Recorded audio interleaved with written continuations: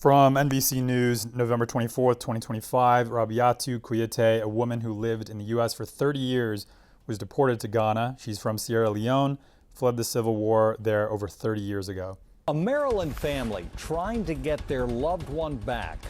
Her deportation is making international news because of this video we're going to show you. It shows her being dragged last week by people who appear to be officials in Ghana. The woman's attorney says she was deported from the U.S. after living in our area for more than 30 years. NBC News has reported about dozens of deportees being sent to Africa from the U.S. since the summer, part of a new third country deportation program. She's seen in that video being dragged when she resisted going on a bus that was to transport her to Sierra Leone, even though a U.S. judge had ordered that she could not be sent there. She was a nurse in the U.S., she had a work permit, but never got her citizenship. Her parents were there, she has a son that's an American citizen. She's yet another person who has been deported to a country they are not even from, part of this administration's third country deportation program. She was flown from the U.S. to Ghana with her ankles and wrists cuffed. Apparently, someone else on this 10-hour flight was on the floor, shackled from head to toe. So they took this woman who fled a civil war in Sierra Leone 30 years ago, deported her to Ghana. She's not even from there.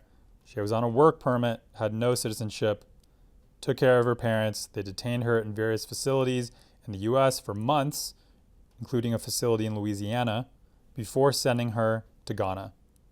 This is an ongoing story for the Trump administration. Army veteran and Purple Heart recipient Jose Barco, who served 2 tours in Iraq, was deported last week from an Arizona detention center without prior notice to his legal team or family. Apparently moved to Mexico, although his family didn't know exactly where he was. His family had fled Cuba for Venezuela, eventually got asylum in the U.S. when he was a child. He submitted citizenship paperwork during his tours in Iraq, but for some reason they were never processed. He got PTSD, served 15 years in prison for attempted murder conviction. He was at a house party, fired a gun into a crowd, bullet hits a 19-year-old pregnant woman in the leg. 15 years in prison, released on good behavior, and then on parole, he's swept up. He's detained by ICE, sent to Mexico.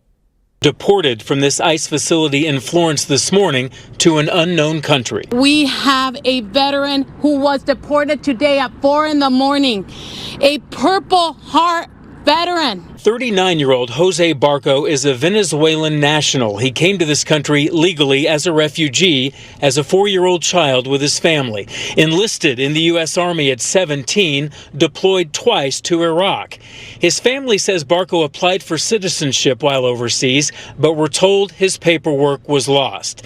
Then Barco received a Purple Heart after being severely injured by an IED explosion. Jose was on fire as he lifted this truck off of his fellow soldiers and dragged them to safety. When Barco got back, he began suffering from PTSD and spent 15 years in prison on attempted murder charges after firing a gun into a group of teenagers at a house party in Colorado Springs in 2008. A bullet hit a 19-year-old pregnant woman in the leg. From the International Refugee Assistance Project, quote, President Trump campaigned on carrying out the largest deportation in U.S. history, but many countries do not accept nationals deported from the United States. In reaction, the Trump administration, at an unprecedented scale, has pursued third country removals, deporting people to countries that are not their country of origin or last habitual residence. In some cases, this means deporting people to countries and even continents where they have never so much as set foot.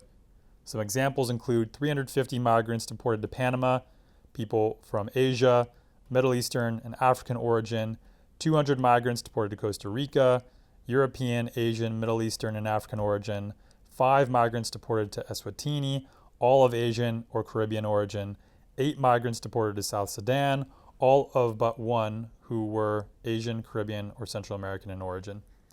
We covered this story a few days ago from the Chicago Tribune. It was less than 3% of those people detained in the last few months in the Chicagoland area had any criminal convictions. Here you've got the Trump administration deliberately sending people to third world countries whether or not they've gone to prison, they're working as a nurse, they don't have citizenship. Most people that this administration sweeps up in these arrests and these raids do not have pending criminal charges or any criminal convictions. It looks like there's no slowing down here. So how much longer can this administration get away with deportations of people to countries that they're not even from? Will these third countries listen to federal U.S. judges who say they cannot be returned to their countries of origin, especially if they fled because of civil war? In this case, I didn't mention earlier that this woman had apparently been tortured in Sierra Leone at one point. Sending her back there 30 years later, yeah, maybe not a great idea. Anyway, thanks.